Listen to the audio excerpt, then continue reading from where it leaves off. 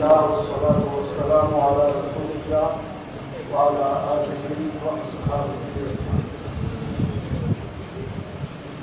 মরহুম আসাদুল হাফিজের জানাজার উপস্থিত তার শোকাহত পরিবারের সদস্যবৃন্দ, তার সহকর্মীবৃন্দ এবং আজকের এই জানাজার উপস্থিত সম্মানিত মুসলিম ভাইরা, আসসালামু আলাইকুম ওয়া রাহমাতুল্লাহি ওয়া বারাকাতুহু। মরহুম আসাদুল হাফিজ একজন মুসলমান কবি ছিলেন।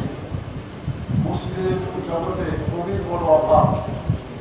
এখানে শিখ বিদাতে কবিতা গান ইত্যাদি রচনা করা হয়।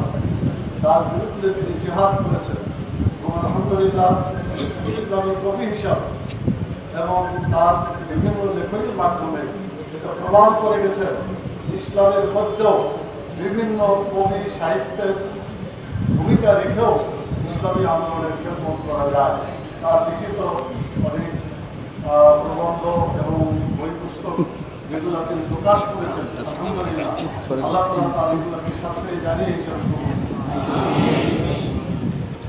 ওনার বড় ভাই বাংলাদেশ জামাত ইসলামীর সহকারী সেক্রেটারি জেনারেল মরহুম অধ্যাপক ইউসুফ আলী, তিনিও ইসলামী আন্দোলনের অনেক খেদমত করে গেছেন এবং তার ছোট ভাই হিসাবে তিনিও অত্যন্ত মজবুতির সাথে দক্ষতার সাথে যুব সমাজকে ইসলামের যে কালচার রয়েছে, কবি সাহিত্যের যে একটা বড় ভূমিকা আছে, সেই ভূমিকা তিনি প্রমাণ করে গেছেন। আমরা দোয়া করি আল্লাহ তাআলা তার সমস্ত ভালো আমলগুলোকে কবুল করুন এবং তার জীবনের ত্রুটি বিচ্যুতি গুনাহটাকে আল্লাহ তাআলা মাফ করে দিন। রাসূল সাল্লাল্লাহু আলাইহি ওয়াসাল্লাম জানাজার আগে দুইটা জিনিস সবারই জিজ্ঞেস করতেন এবং কোরআন মাজিদেও ওটা উল্লেখ আছে। আমি আপনাদেরকেও বলছি, আমার জন্য এটা প্রযোজ্য যে ঋণ যদি থেকে থাকে তাহলে ঋণ যা পরিশোধ করা সকলেরই উচিত। ঋণ নিয়ে মৃত্যুবরণ করা উচিত নয়।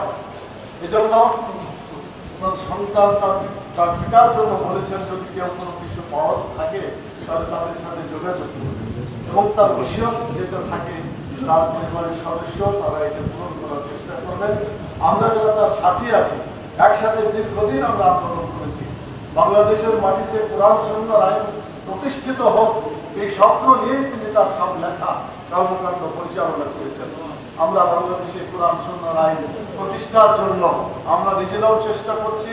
আজকে মুসলিম ভাই যারা উপস্থিত আছেন, জীবনের শেষ মুহূর্ত হলেও কোরআন সুন্নাহর আইন দেশে বিজয়ী করার জন্য চেষ্টা করে যাতে আমরা যেতে পারি, সেই আবেদন আমি আপনাদের সবার কাছে রাখছি।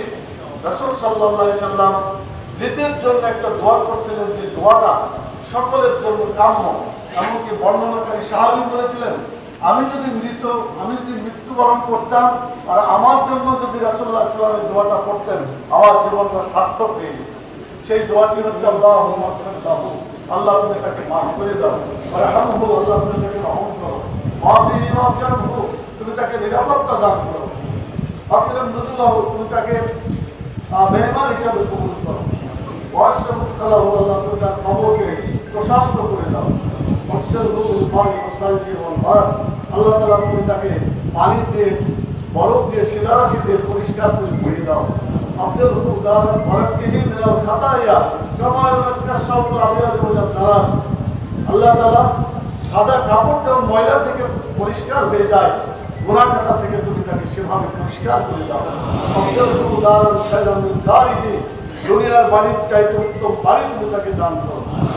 আহলান খায়রাম মিন আহলি, দুনিয়ার আহলের চাইতে উত্তম আহার তুমি তাদেরকে দান করো।